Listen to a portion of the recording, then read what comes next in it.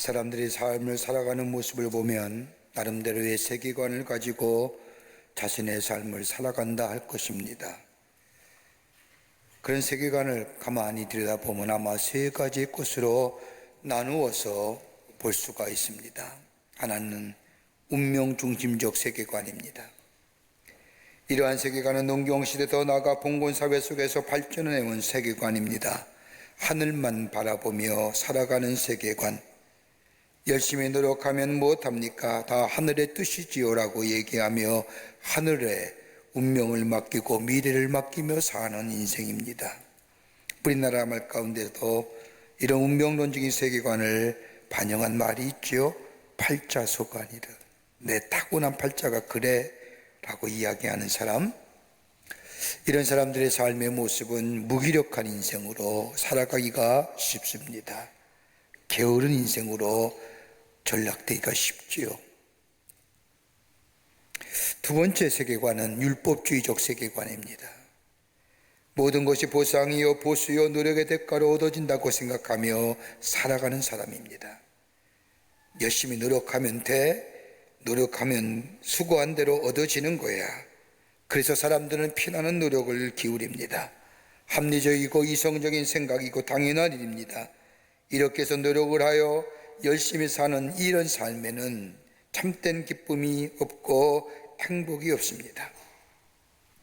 자기가 조금만 무엇을 이뤘다고 하면 교만해지기 쉽고 다른 사람을 멸시하기까지 합니다. 열심히 노력했는데 열매가 맺지 아니하면 절망하지요. 그러기에 이런 율법주의적 세계관에 사는 사람들은 늘 마음속에 긴장감을 가지고 삽니다. 사람을 사람답게 만들지 못하지요. 또 하나 세계가 있다고 한다면 은혜 중심적인 세계관입니다. 기독교적인 세계관이라 할 것입니다. 예수님을 영접할 때 하나님의 구원과 더불어 영원한 삶을 소유하는 하나님의 백성 되었습니다. 여러분, 우리의 노력일까요? 우리의 지성이나 노력이나 애씀을 인하여 우리가 영생을 얻고 구원받은 것은 아닐 겁니다. 거저 주신 하나님의 은혜입니다.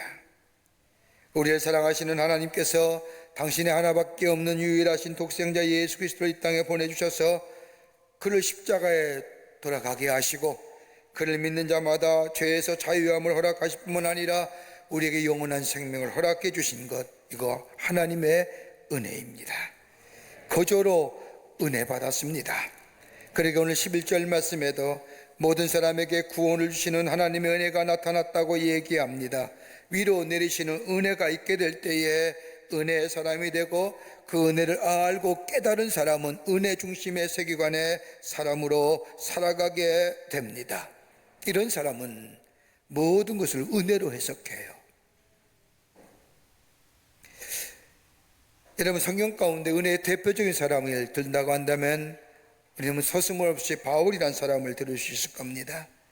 바울은 은혜를 신학적으로 정립했고 복음을 은혜의 의미로 해석해서 은혜는 거저 주시는 것이 행함으로 주는 것이 아니라 우리의 구원 거저 받은 것이 행함으로 구원받은 것이 아니라 거저 주신 하나님의 은혜라 하여 나의 나아된 것은 하나님의 은혜, 하나님은 거저 주시기에 그 은혜는 선물이라고 이야기했던 은혜에 대해서 새롭게 신학적으로 해석했던 사람이 바울입니다.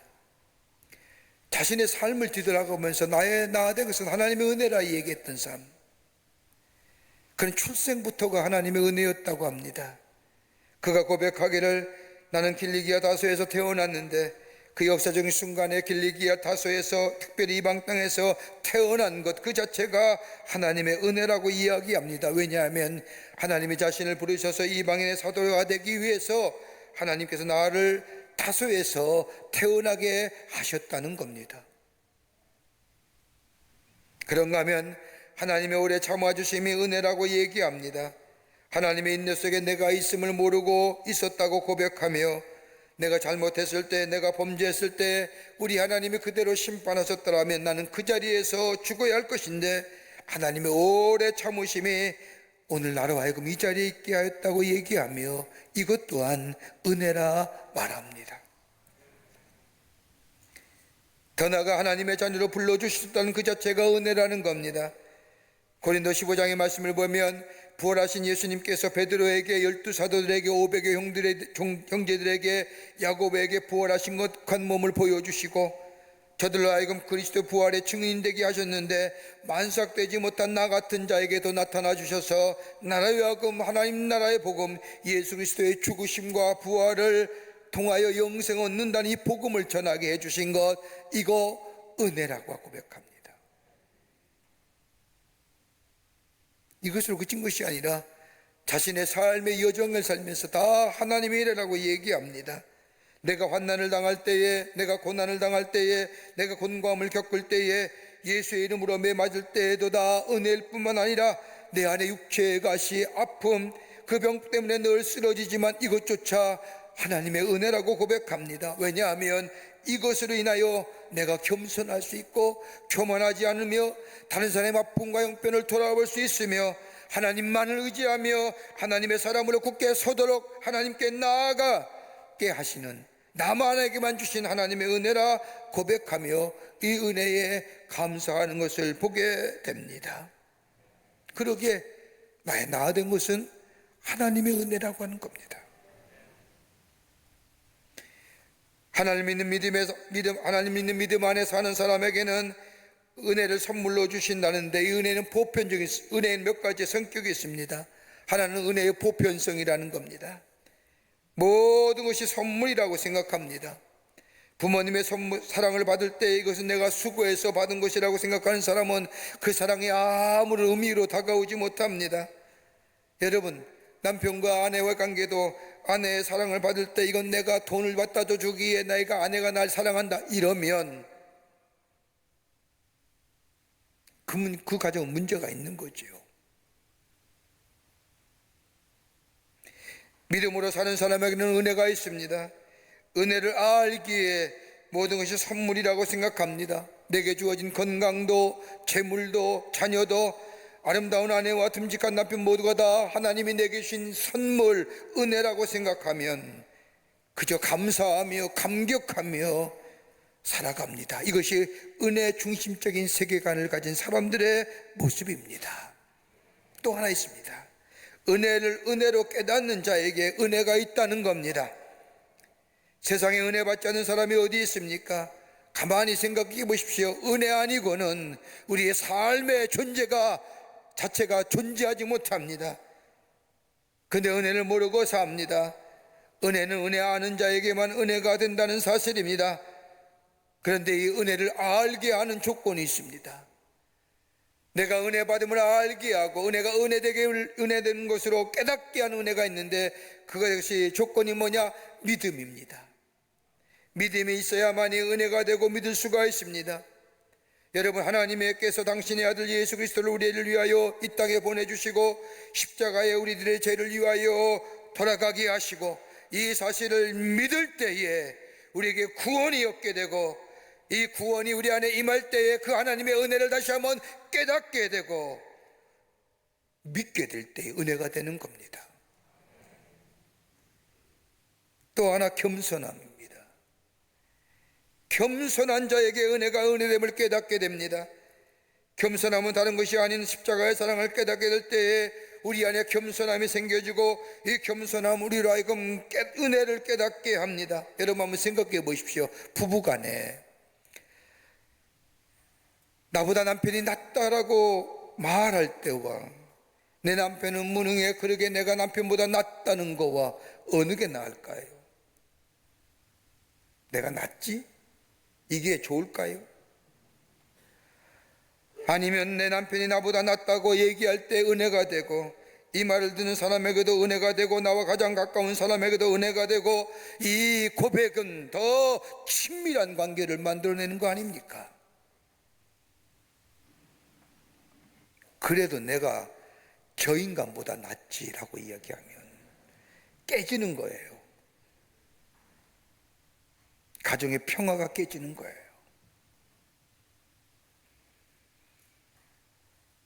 겸손할 때에 우리에게 감사가 넘쳐나게 됩니다. 그러기에 은혜가 임하면 우리가 새로워지고, 은혜가 임하면 내 마음이 바뀌어지고, 은혜가 내게 임하면 내 감성이 달라지고 내 미래가 달라지게 되는 것.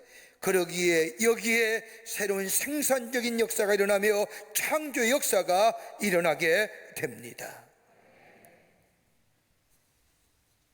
오늘 디도서의 말씀은 하나님의 사람은 은혜 받은 사람이고 은혜 안에 거하는 사람인데, 은혜 안에 거할 때에 우리 그리스도의 삶은 어떻게 삶이 새로운 변화와 창조의 역사를 가져다 주는가. 오늘 본문의 말씀은 우리에게 귀한 영적인 교훈을 허락하고 계십니다. 본문의 말씀을 통하여 함께 은혜 받고 신앙의 새로운 도전을 통하여 하나님 앞에 나아가는 저희들 되기를 원합니다. 첫째는 하나님의 은혜가 우리를 자라게 하신다는 겁니다. 본문의 말씀을 보면 12절에 우리를 양육하시되 경건치 않은 것과 세상의 정욕을 다 버리고 근심함과 의로움과 경건함으로 이 세상을 살게 한 하나님의 은혜가 우리 가운데 있으면 그 은혜가 우리를 자라나게 하시는데, 양육하게 하시는데, 어떤 면으로 양육하시느냐? 첫 번째는 뭐예요? 분별하게 하신다는 거예요. 경건치 않은 것과 세상의 정욕을 버리게 하신다는 겁니다. 여러분, 위로부터 내리시는 하나님의 은혜가 우리 안에 있어지면 우리는 경건함과 더불어 경건치 않은 것을 구별하게 하실 뿐만 아니라 하나님이 원하시고 원치 않는 일, 하나님의 의로움과 불의함을 구별하며 또 분별하며 살아가는 하나님의 사람이 된다는 겁니다. 한번 보세요. 하나님이 거저주시는 선물의 은혜를 받고 보니 하나님의 사랑이 내 마음에 느껴집니다. 체험되어집니다. 저 십자가를 바라볼 때마다 예수님께서 나를 위해 당하신 고통, 그 사랑이 내 마음 깊이 인 곳에 자리 잡습니다. 그리고 나의 죄된 모습을 자유하시기 위하여 하나님의 사랑이 나타나신 바 된 더 십자가, 그러기에 나를 정결케 하시고 나를 깨끗게 하시고 나를 의로 덧입혀 주신 저 십자가를 바라볼 때마다 정욕적이고 육체적인 것, 경건치 않은 것, 무엇인지 옳고 그름이 분명하게 확연하게 나누어집니다. 여러분, 시편, 우리가 잘 알고 있는 시편 1편 말씀을 보면 1절에 복 있는 사람은 악인들의 꾀를 따르지 아니하며 죄인들의 길에 서지 아니하며 오만한 자리에 앉지 아니하고 여호와의 율법을 주하러 묵상하는 자로다. 여러분, 질문 한번 던져보시지요. 왜 예수 믿는 사람은 저 오만한 자리에, 악인의 꾀를 따르지 아니하고 죄인의 길에 서지 아니하고 오만한 자리에 앉지 않는 이유가 어디 있을까요? 벌 받을까 봐요? 아니에요. 여러분, 저 악인과 죄인과 오만한 자들의 삶의 궁극적인 가치가 뭘까요? 자신의 유익함 아닐까요? 얼마만큼 다른 사람에게 이용하여 자신의 유익을 취할까? 그러기에 악인이고 그러기에 죄인이고 그러기에 오만한 자라고 얘기하는 거 아닐까요? 그런 반면에 우리를 향하여 복이 있는 자라고 하는 것이 뭘까요? 저들이 추구하는 이익이, 저들이 갖고자 하는 돈, 물질, 세상의 것들, 그것보다 우리는 하나님의 은혜 안에 있기에, 하나님의 은혜가 저들의 요구하는 것보다 더 크고 놀랍기에 우린 저들의 꾀를 쫓아가지 아니하며 저들의 길에 서지 아니하며 저들의 자리에 앉지 아니한 이유가 여기 있는 겁니다. 왜요? 내게 주신 하나님의 은혜가 더 저들 것보다 크기 때문에.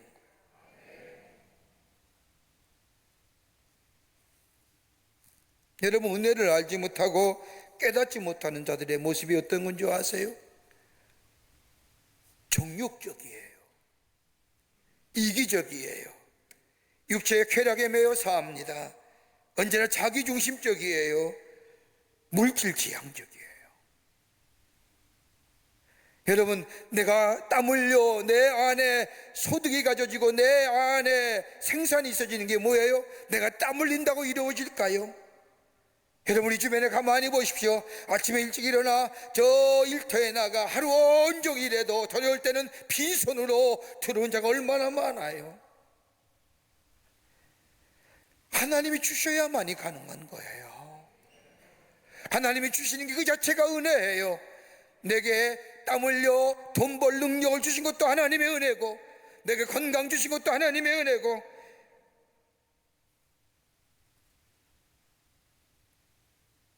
은혜를 알지 못하고 깨닫는 자 지극히 세상적이에요. 물질 지향적이에요. 근데 가만히 보십시오.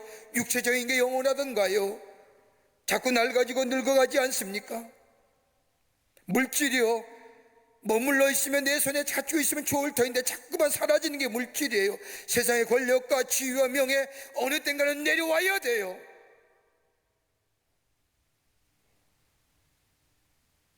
그 내려놓음에 인한 허전남, 낙심, 절망. 그러나 은혜 안에 있는 사람은 그 은혜가 그 사람을 찬하게 합니다. 하나님의 사랑이 나타난 바 된 저 십자가, 그 십자가를 바라볼 때마다 우리의 심령이 새로워집니다. 겸손하게 합니다. 그 안에 감격하게 합니다. 그리고 뭐예요? 하나님의 선하시고 기뻐하신 뜻을 위하여 살아가는 존재로 변화시켜줍니다. 땅의 것 썩어질 것에 향하여 달려가는 삶이 아니라 하나님이 선하시고 기뻐하신 뜻을 위하여 살아가는 존재의 삶으로 변화시켜 주신다는 겁니다. 여러분, 하나님의 선하시고 기뻐한 뜻이 뭘까요? 그것을 살아가기 위해서 하나님의 사람으로 만들어 주신다고 하는데, 오늘 본문의 말씀은 세 가지로 얘기합니다. 하나는 뭐냐? 건전한 마음이에요. 이건 근신함이라고 얘기합니다. 분별력이 있습니다. 자제력이 있습니다. 내 육체적이고 감각적인 욕망을 통제할 수 있습니다. 하나님 은혜가 내 안에 있으면 그 은혜가 나를 매일 새롭게 하며 내 삶을 돌이켜 회개케 하시며 그 은혜가 나의 삶의 방향을 나 중심의 삶의 방향으로 이끌어가는 것이 아니라 하나님의 방향으로, 하나님의 원하시는 삶으로 내 삶을 이끌어가게 만들어줍니다. 근신함. 그러기에 다윗은 시편 16편 7절에 나를 훈계하신 여호와를 송축할지라 밤마다 내 심장이 나를 교훈하도다라고 얘기합니다. 나를 깨우쳐 주시는, 분별하게 하시고 자제하시고 내 욕망을 통제케 해주시고. 뭐가? 은혜가 있을 때에. 또 하나 있습니다. 더 나아가 의롭게 살게 하신다는 겁니다. 여기서 말하는 의로움이란 인간을 대하는 태도를 얘기합니다. 헬라 원문을 보면 무시하지 않는 겁니다. 차별하지 않는 겁니다. 다름을 인하여 규별하지 않는 겁니다. 하나님의 형상대로 지음받은 하나님의 사람으로 보고 존귀하고 고귀한 자로 대합니다. 멸시하지 않습니다. 또 하나, 은혜가 내게 있으면 하나님이 기뻐하시고 온전한 뜻을 이루게 하시는데 경건하게 하신다는 겁니다. 하나님의 사람으로 존귀히 여기고 하나님의 자녀로 귀하게 여기며 살아가게 하신다는 겁니다. 여러분, 성경책을 끼고 하나님 전에 나와 예배해서 경건한 것이 아니라 내 삶에 저 세상의 사람과 구별된 자로 내 안에 하나님의 은혜가 있고 하나님의 살아계심이 있고 하나님의 인도하심을 믿고 그 삶에 따라 살아가는 삶, 구별된 자의 삶을 사는 거예요.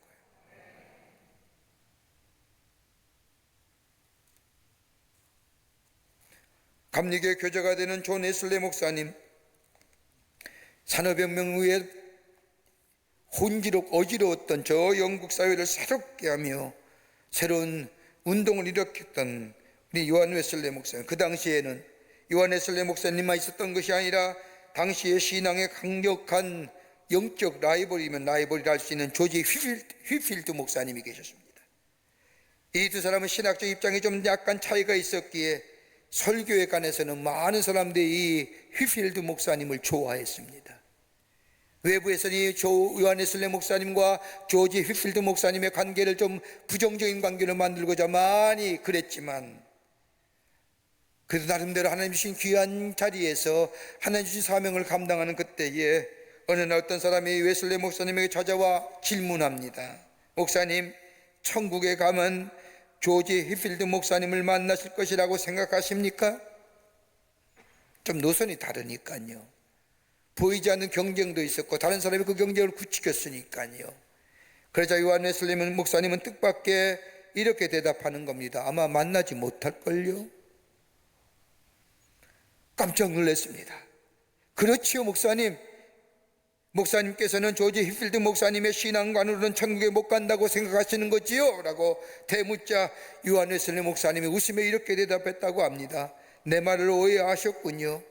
내 말은 그런 뜻이 아니라 하나님께서 보시기엔 너무나 귀하고 아름다운 종인 조지 히필드는 천국에 가면 하나님 보좌에서도 가장 가까운 곳에 계실 것이고, 저는 감히 그분을 곁에 가까이 갈 수 없을 자리에 있을 거기에 만나지 못할 것 같습니다.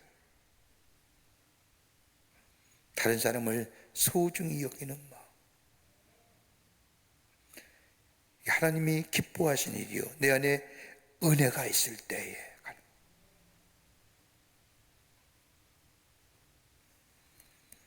두 번째는 은혜는 소망을 더욱 굳건하게 해 주십니다는 거예요. 은혜는 소망을 더욱 굳건하게 하십니다. 오늘 디도서 2장 13절의 말씀을 보면 복스러운 소망과 우리의 크신 하나님 구주 예수 그리스도의 영광이 나타나심을 기다리게 하셨으니 라고 얘기합니다. 이 복스러운 소망, 하늘의 기업을 바라보고 하늘의 소망을 가지고 살게 하는 것, 바로 은혜가 우리 안에 있을 때에 가능케 하다는 겁니다. 지금의 삶에 만족하지 아니하고 다가올 미래의 하늘의 영광에 참여하는 것을 바라보며 사는 그리스도인의 삶, 그리스도의 영광이 나타나심을 기다리는 삶. 그러기에 사도 베드로는 이 모습을 가리켜 뭐요? 살아있는 소망, living hope라고 얘기해요. 살아야 이제 삶의 목적을 두지 않습니다. 다가올 삶의 목적을 둡니다. 그러기에 지금 우리가 살고 있는 이 세상은 나그네 삶이라고 생각합니다. 여러분, 성경에 나오는 수많은 믿음의 선각자들 보십시오. 믿음의 선인들 보십시오. 저들 모두가 다 장차스러운 복음, 복스러운 소망을 바라보며 예수 그리스도의 영광이 나타나심을 바라보며 살았던 사람. 그러기에 저들이 그런 삶을 살기에 가능케 했던 것은 저들 가운데 임했던 하나님의 은혜가 저들 가운데 있었기에 가능했다는 겁니다. 여러분, 초대교회 성도들 보세요. 환난과 핍박 가운데 어떻게 저들이 신앙 지킬 수 있었을까요? 다름 아닌 다가올 복스러운 소망을 바라보았기 때문입니다. 어려움과 역경과 환난 가운데서도 다가올 저 복스러운 소망, 살아있는 소망, 예수 그리스도의 십자가의 죽으심과 다시 부활하심에 이로 인하여 우리에게 없어진 이 복스러운 소망이 내 삶의 어려움과 역경과 환난을 능히 감당하게 하시고 더더욱 굳건한 믿음 위에 서서 주신 사명을 감당하며 살아가는 하나님 나라의 백성이 된 것은 저들 가운데 은혜가 있었기 때문인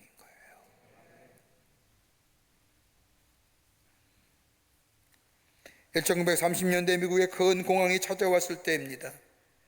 법률가이며 무신론자이며 무정부주의자였던 글래넌스 데루라고 하는 사람이 미국의 경제공황에 처하게 되자 자기의 무신론과 무정부주의를 많은 사람에게 전할 기회가 됐다고 생각합니다. 그래서 그는 강연할 때마다 여러분, 이 사태를 보십시오. 하나님이 살아계신다면 이 어려운 상황을 우리에게 주시겠습니까? 우리가 다 모든 것을 잃어버리고 있는 것만 보아도 분명히 하나님은 아니 계십니다. 정부를 비판하며 무신론, 자기의 신념을 많은 사람에게 알리려고 합니다. 하는 흑인들이 모여있는 자리에 가서 자신의 무신론과 더불어 무정부주의를 강연하고 선전하고 있을 때에 여러분, 우린 다 잃어버렸습니다. 꿈과 재산을 잃어버리고 노래까지 잃어버렸습니다. 이런 상황 속에서 우리가 어떻게 노래할 수 있을까요? 그렇게 소리치자 갑자기 맨 뒷자리에 앉았던 어떤 흑인 할머니가 손을 번쩍 들더니 저는 노래할 수 있습니다 라고 말하는 겁니다. 순식간에 그 자리가 정막이 흐릅니다. 그러자 이 사람이, 이 데루라고 하는 사람이 어떻게 이 지경이 되었는데 노래할 수 있다는 겁니까? 대묻자 이 할머니는 큰 소리로 이렇게 외치는 겁니다. 예수님 때문에 노래할 수 있습니다. 예수님 때문에 노래할 수 있는 겁니다 라고 외치자 이 할머니의 자신만만한 소리가 온 곳에 들려지자 여러 사람들이 맞아 할렐루야, 예수님 때문에 우리가 노래할 수 있지라고 하며 목소리를 높이기 시작을 합니다. 한 무신론자가 하나님이 없다고 외치던 강연장이 이제는 하나님의 살아계심을 찬양하는, 하나님을 인정하는 사람들로 바뀌었고, 그는 이런 사람들의 모습에 큰 충격을 받고 조용히 그 자리를 떠났다는 이야기가 있습니다. 시편 기자는 시편 40편 3절 말에 말씀합니다. 새 노래 곧 우리 하나님께 올릴 찬송을 내 입에 두셨으니 많은 사람이 보고 두려워하여 여호와를 의지아니할지이다. 여호와를 의지하리로다라고.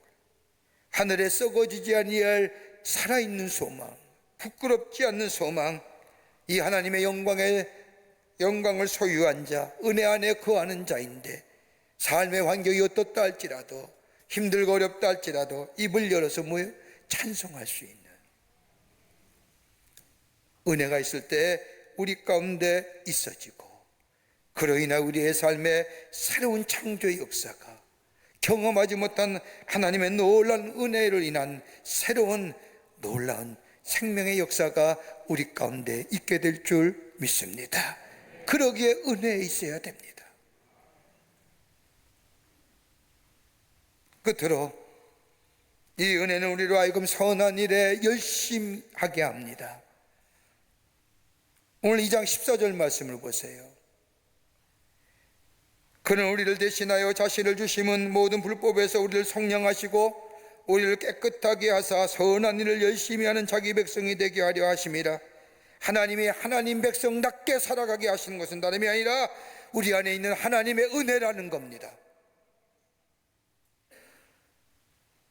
구원해 주시는 것도 은혜지만 이 구원은 영적인 구원만 아니라 우리의 행실에서도 구원받은 자로 선한 일 하게 해주신다는 겁니다.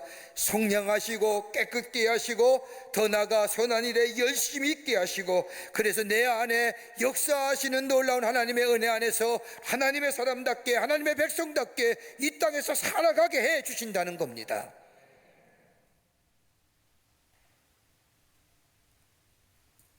은혜로 세상의 정욕과 경건치 않은 것과 경건함과 구별하게 하시고, 근심과 어려움과 경건함으로 이상 속에서 살게 하실 뿐만 아니라 복스러운 소망, 썩어지 않는 소망을 가지고, 저 하늘나라의 소망을 가지고 살아가게 할 뿐만 아니라 하나님의 은혜가 우리 안에 있으면요, 이 땅에 살면서 내가 하나님의 백성답게 살아가게 해 주신다는 거예요.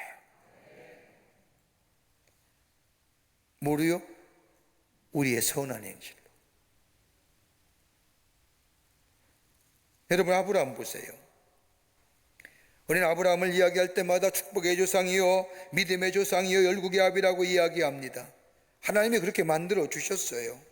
거저된 거 아닙니다. 그에게 믿음이 있었습니다. 하나님의 말씀에 대한 절대적인 믿음과 그의 믿음에 따른 순종이 그에게 있었습니다. 여러분, 히브리서 11장 13절 이하의 말씀을 보면 아브라함에 관해서 히브리서 기자는 이렇게 얘기합니다. 다 믿음을 따라 죽었으며 약속을 받지 못하였으되 그것들을 멀리서 보고 환영하며 또 땅에서는 외국인과 나그네로 증거하였으니. 여러분, 아브라함이 하나님의 부르심을 받아서 고향 땅 친척과 아비의 집을 떠난 때 하나님 뭐라고 약속하셨어요? 하늘의 별과 같이 바닷가의 모래와 같이 해주겠다고 약속하셨어요. 그런데 여러분, 일평생 그 약속을 붙잡고 나그네 인생을 살아요. 하나님이 인도하시는 대로 따라가다가 밤이 늦으면, 저녁이 되면 장막을 치고 그 안에 거하며 아침에 일어나면 다시 하나님 앞에 제사를 드리고 예배를 드리고 장막을 걷어서 나그네 길을 걸어갑니다. 평생 그렇게 걸어갑니다. 그런데 그 인생이 마칠 때에 하나님의 약속하신 것처럼 하늘의 별과 같이 바다와의 보레와 같이 만들어 주셨나요? 달랑 하나예요, 이삭. 비록 인생의 나그네 삶이었지만은 그는 하나님의 약속을 바라보며 더 좋은 본향을 소망하며 부끄럽지 않는 살아있는 소망을 가지고 살아. 이것만으로 아브라함이 믿음의 조상이요, 열국의 아비요, 축복의 조상이 된 것이 아닙니다. 여러분, 성경 말씀을 가만히 보십시오.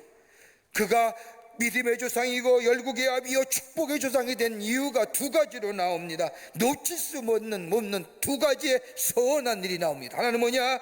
창세기 21장 10절의 말씀을 보면 그는 가는 곳마다 못 파요? 우물 파요. 여러분, 중동지방에서 우물 판다는 것이 얼마나 어려운 일입니까?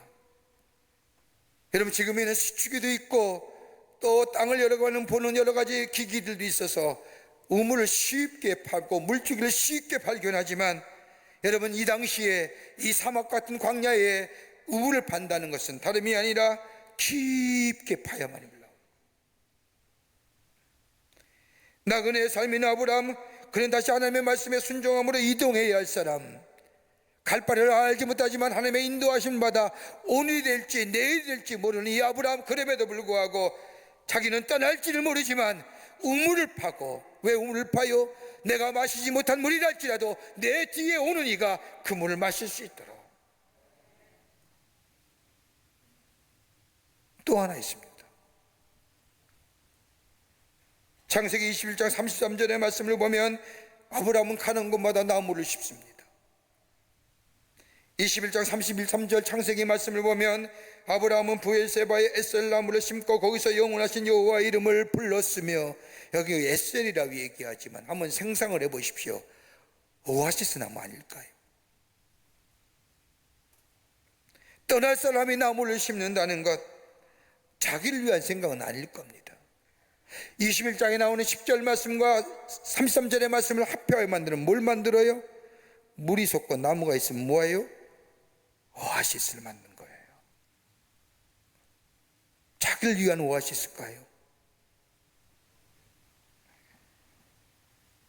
다른 사람을 위하여 우물을 파고 나무를 심는다는 것은 다른 사람을 위하여 오아시스를 건설했다는 겁니다. 삭막하고 뜨거운 광야 속에서 남을 위하여 선한이라는 겁니다. 비록 자기는 나그네 같은 인생이라 할지라도 다른 사람을 위하여. 그러기에 하나님은 아브라함을 뭐예요? 믿음의 조상이요 열국의 아비요 축복의 조상으로 삼은 거예요. 그 안에 뭐예요? 은혜가 있었기에, 은혜가 있었기에 하나님의 말씀에 순종하며 갈 바를 알지 못하지만 그 은혜가 있었기에 그 말씀 따라 살아가며, 하루하루 나그네 인생이지만 다가올 복수는 소망을 바라보며 이 땅에 살면서 그 은혜 안에 살며 선한 일을 통하여 하나님을 기쁘시게 하고 내가 하나님의 사람임을 증거하는 인생. 뭐가요? 은혜가 있었기에 가는 거예요.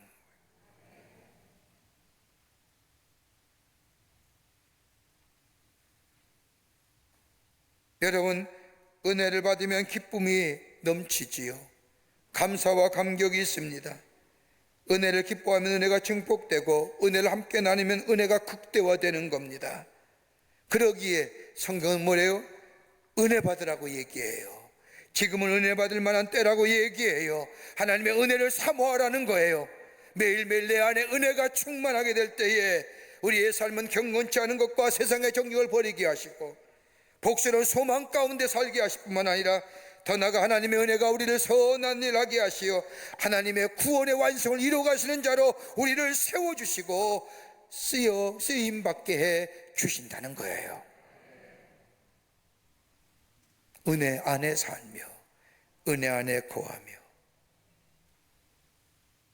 그러기에 은혜 구하며 은혜 받을 만한 때여 사모한 은혜, 그 신령한 은혜를 사모하며 사는, 그래서 이 땅에 하나님 나라를 놓아가는 복된 하나님 나라의 백성 되시기를 주의 이름으로 축원합니다. 하나님 감사합니다. 저희들 주께서 사랑해 주셔서 하나님의 자녀, 하나님의 백성 삼으시는 은혜 감사합니다. 하나님의 은혜였음을 고백합니다. 그 은혜가 내 안에 넘쳐나게 하셔서 은혜 속에서 경건치 않은 것과 경건한 것을 구별하게 하시고 복스러운 소망 가운데 살게 하여 주시며 선한 행위를 통하여 이 땅에 하나님 나라를 이루어가는 저희들로 주께서 삼아주셔서 새로운 생명의 역사, 창조의 역사를 놓아가는 저희들로 주께서 삼아 주시옵소서. 은혜 받을 만한 때입니다. 은혜가 필요한 때입니다. 그 은혜 안에 구하고 받고 감격하여 살아가 이 땅에 하나님 나라를 놓아가는 저희들로 복된 삶으로 삼아 주시옵소서. 감사하며 예수님의 이름으로 기도하옵나이다. 아멘.